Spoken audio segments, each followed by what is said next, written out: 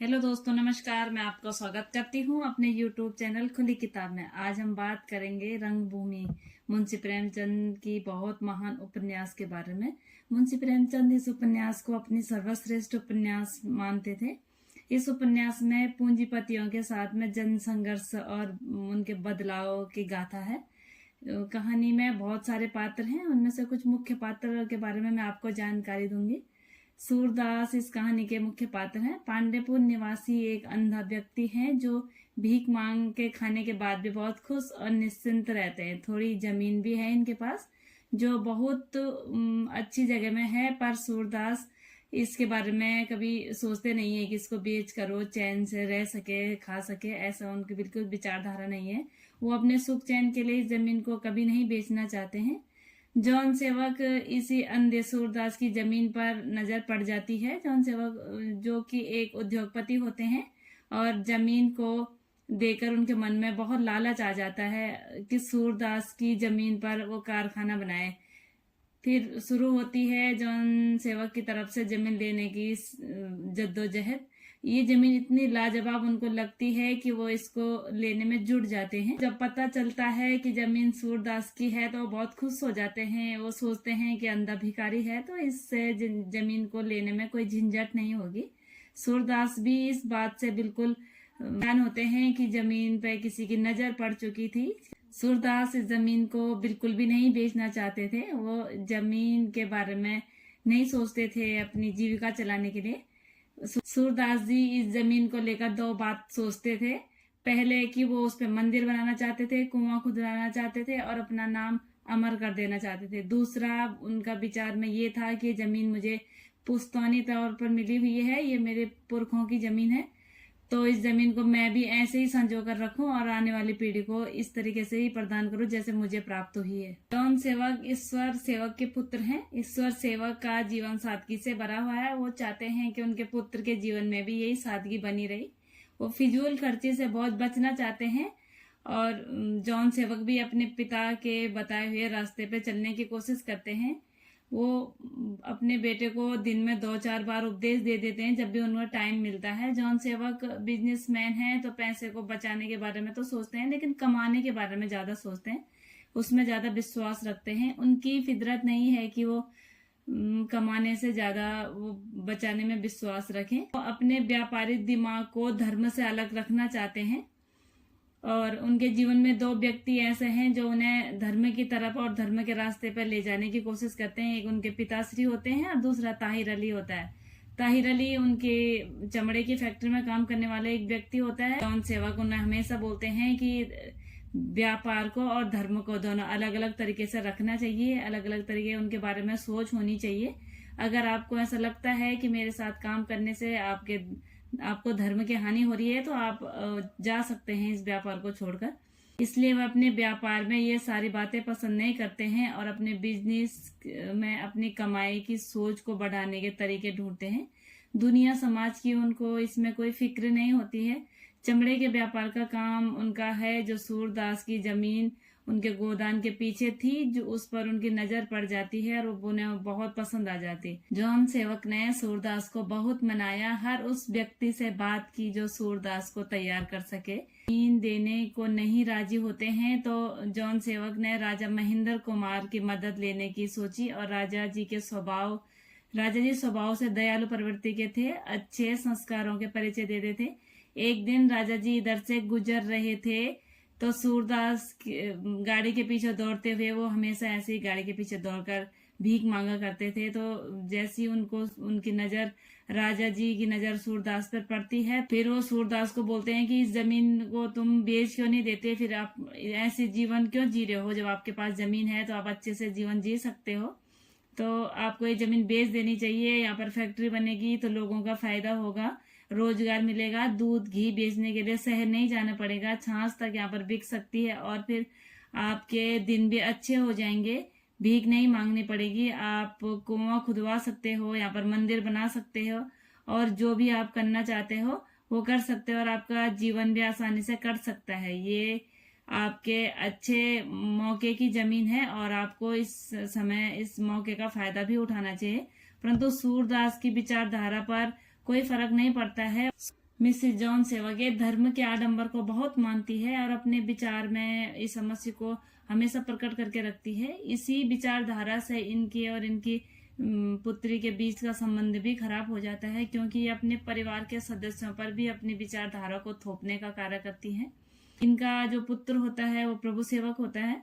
प्रभु सेवक सेवा समिति के प्रभारी के रूप में कार्यरत होते हैं और इसे राजनीति की तरफ ले जाने का पूरा प्रयास करते हैं। सोफिया का किरदार उपन्यास में एक नई जान डाल देता है। सोफिया एक स्वतंत्र विचारधारा की लड़की होती है, जिस विचारधारा से वो अपने आप को प्रबल बनाती है, अपने आप को सशक्त बनाती है। वो विचारधारा उनके घर के लोगों को बिल्कुल पसंद नहीं आती है। उनके और उनकी विचारधारा में बहुत मतभेद हो जाते हैं। जैसे मैंने बताया कि उनकी माँ की विचारधारा और उनकी विचारधारा बिल्कुल अलग हो जाती है। सोफिया अपने घर के रूढ़िवादी जो धर्म के नाम पर बने हुए बहुत सारे अंधविश्वास हैं उन पर नहीं मानती है, तो इससे घर में हमेशा तिरस्कार ही होता है। ये बात उसको बिल्कुल अच्छी नहीं लगती है। वो इसी के चलते घर में उसे घुटन महसूस होती है। वो तर्क संगत लड़की होती है, तार्किक बातें करती है, उसकी विचारधारा बिल्कुल अलग होती है, सशक्त मानसिकता की वो लड़की होती है। तो वो इस अंधविश्वास को बिल्कुल नहीं मानती है। वो स्वीकार ही नहीं कर पाती है कि कोई इतना भी सोच सकता है किसी चीज के बारे में। वो घर में रहकर परायों जैसी फील करने लग जाती है, फिर घर छोड़ने का निर्णय लेती है। अपने खुले विचारों के साथ वो नई पहचान बनाने की कोशिश करती है और घर से निकल जाती है। बहुत सारी कठिनाइयों के बाद वो अपनी दोस्त से मिलती है, जिसका नाम इंदु होता है। इंदु और सोफी साथ में नैनीताल में पढ़ाई करते रहते हैं और वो उनके घर में रहने लग जाती है। वहां उसकी मुलाकात विनय से होती है। दोनों के मन में प्रेम का एक पवित्र फूल खिल जाता है और एक दूसरे को समर्पित हो जाते हैं, पर अपने प्रेम को कभी एक दूसरे के सामने प्रकट नहीं करते। विनय एक बहुत ऊंचा चरित्र का इंसान होता है, जो राजमहल में रहकर भी सन्यासियों की तरह जीवन व्यतीत करता है। जिस कमरे में वो रहता है वहाँ राजमहल के हिसाब से किसी भी प्रकार की कोई सुविधा नहीं होती है। जीवन की सादगी ही उनका महान होने का परिचय देते हैं। वो बहुत समाज सेवी होते हैं, लोगों की बहुत सेवा करते हैं और अपने आप को एक अच्छे व्यक्तित्व के साथ निखार देते हैं। वो ऋषि मुनियों की भांति जीने के बाद उनके मन में सोफिया के लिए प्रेम उजागर हो जाता है। ये बात उनको बहुत ज्यादा अच्छी नहीं लगती है, पर वही बात किसी से कहते नहीं। वो सोचते हैं कि सोफिया को जब पता चलेगा तो वो मेरे बारे में क्या सोचेगी, और अपनी माता के बारे में सोचते हैं कि माता की कैसी स्थिति हो जाएगी, माता कैसे सोचने लग जाएगी, वो किस तरीके से उनको जज करेगी। वो इस बात की बहुत टेंशन लेकर बैठे रहते हैं और इस बारे में अपनी बहन इंदु से भी बात करते हैं। उपन्यास में राजा महेंद्र कुमार होते हैं। राजा साहब गरीब जनता के सामने धर्मात्मा व अपने हित के लिए सोचने वाले व्यक्ति होते हैं। जहां तक मैं उपन्यास को पढ़कर इनको जान पाई हूँ तो ये एक ढोंगी मालूम पड़ते हैं, रूढ़िवादी विचारधारा के ये और अपने फायदा देखने वाले व्यक्ति हैं। इंदु इनकी पत्नी है और सोफी की बहुत अच्छी दोस्त है, और सोफी और उसकी इतनी अच्छी दोस्ती है कि वो धीरे धीरे सोफी से इतने प्रेम करने लग जाती है कि वो उसके बिना रहना बहुत मुश्किल हो जाती है। नैनीताल जाती है तो वो सोचती है कि वो अपने दोस्तों को लेकर भी नैनीताल जाए, पर ये बात राजा साहब बिल्कुल पसंद नहीं करते हैं। उनका मानना है कि सोफी के घर वाले उनको धर्म के आधार पर जीना सिखा रहे हैं, तो उनको घर वालों की बात माननी चाहिए। इस तरीके से स्वतंत्र विचार की लड़की शायद उनको पसंद नहीं आती है, ऐसा इस उपन्यास में देखने के लिए मिलता है। ताहिर अली अपने परिवार के लिए जितने समर्पित हैं, परिवार वाले इस उपन्यास को पढ़कर पता चला कि उतने ही खुद गर्जे हैं। कोई इंसान अपनी सौतेली माँ और भाइयों के लिए इतना कुछ गरीबी झेल रहे हैं और उनके परिवार के सदस्य उनके साथ ऐसा व्यवहार करते हैं जैसे कि वो उनके सगे बिल्कुल नहीं होंगे। ये बात उनकी पत्नी उनको अवगत कराती है, लेकिन ये बात ताहिर अली को अच्छी नहीं लगती है। उनका मानना है कि परिवार बहुत बड़ा धन होता है और एक जिम्मेदारी होती है जिसको पूरा करना कर्तव्य है उनका, और उनको करना भी चाहिए।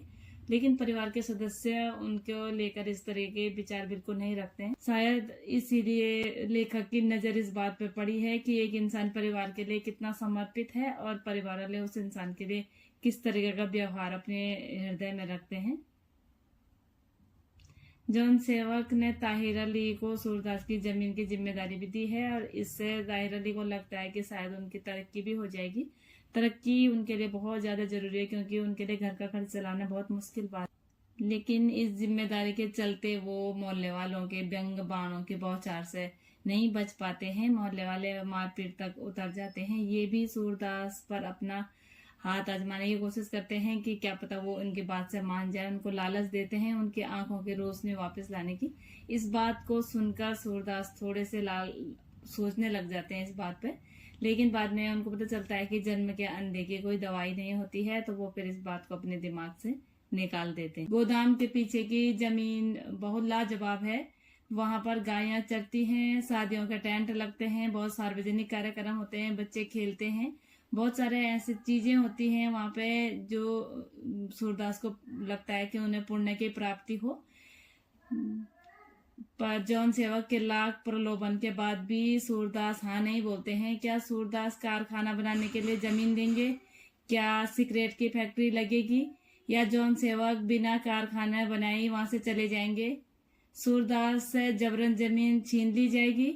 गांव वाले क्या सूरदास का समर्थन करेंगे या सूरदास को ये जंग अकेली ही लड़नी पड़ेगी? कहानी का दूसरा पन्ना है कि साई लड़की सोफिया विनय सिंह के प्रेम में पड़ जाती है। क्या वो प्रेम जात पात से ऊपर उठकर सफल होगा?